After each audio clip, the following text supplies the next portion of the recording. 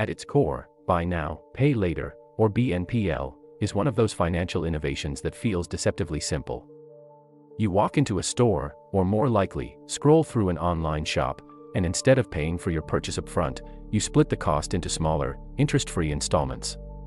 It's credit disguised as convenience, wrapped in a sleek, modern package that appeals to younger generations who may shy away from credit cards but still crave flexibility.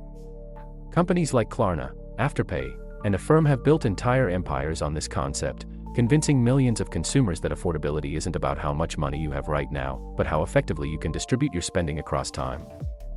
And that subtle shift in psychology is exactly where the genius lies. The brilliance of BNPL is that it doesn't feel like debt. Traditional loans or credit cards carry heavy associations, interest rates, late fees, a long history of financial cautionary tales. But when you buy a pair of sneakers and choose to pay in 4 easy installments, it doesn't feel like taking on debt, it feels like treating yourself without the sting of an empty wallet. This perception has made the system wildly attractive to Millennials and Gen Z consumers, groups that have been notoriously debt-averse after witnessing the 2008 financial crisis. Instead of taking on a $1,000 credit card bill, they can split their expenses into bite-sized chunks that slide seamlessly into their monthly budgets.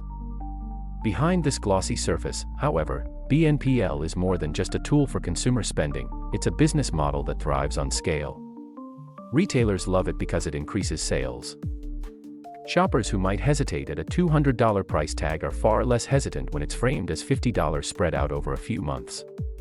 Studies have shown that BNPL can boost conversion rates and average order value significantly, which is why so many online retailers have rushed to integrate it into their checkout process.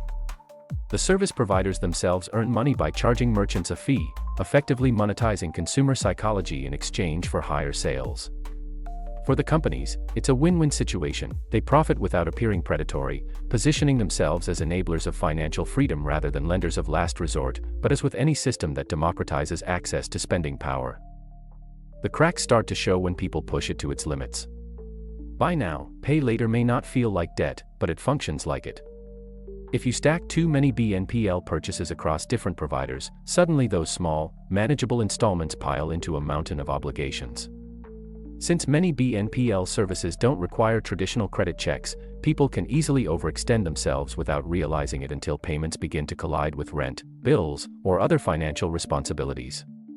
This is where regulators are starting to step in, questioning whether these companies are offering a modern convenience or simply rebranding an old problem in a shinier, friendlier format. Still, the cultural impact is undeniable.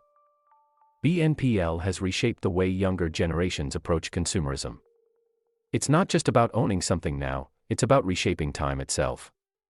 The idea that you can borrow from your future self, seamlessly and without consequence, speaks to a deeper shift in how people think about money. Instead of saving for months to buy a new phone, the phone is yours immediately, with the cost spread invisibly across your paychecks. It's instant gratification engineered for the digital economy, and in a world where attention spans are shrinking and expectations of immediacy are rising, that feels less like a luxury and more like an inevitability. The rise of buy now, pay later tells us something profound about modern finance. It's not just about making credit accessible, it's about making it invisible. Traditional banks and credit card companies leaned on fear and responsibility to manage consumer behavior. BNPL companies lean on psychology, design, and branding to normalize debt as part of everyday life. And whether that normalization becomes a tool for empowerment or a trap waiting to spring depends entirely on how the system evolves. Some argue that BNPL is the financial innovation of the century, democratizing credit for people who have long been underserved by traditional banking. Others argue it's simply a softer, friendlier form of debt, one that masks risk with appealing language. What's clear is that buy now, pay later isn't just a passing trend. It has already woven itself into the fabric of global commerce. The question is whether its future will mirror the optimism of its branding or the cautionary tales of financial history. Will it remain a tool of empowerment, making shopping more flexible and accessible, or will it unravel into another chapter of consumer debt crises disguised in pastel colors and slick apps? The genius of BNPL is how seamlessly it disguises itself as progress. And that's what makes it one of the most fascinating financial innovations of our time.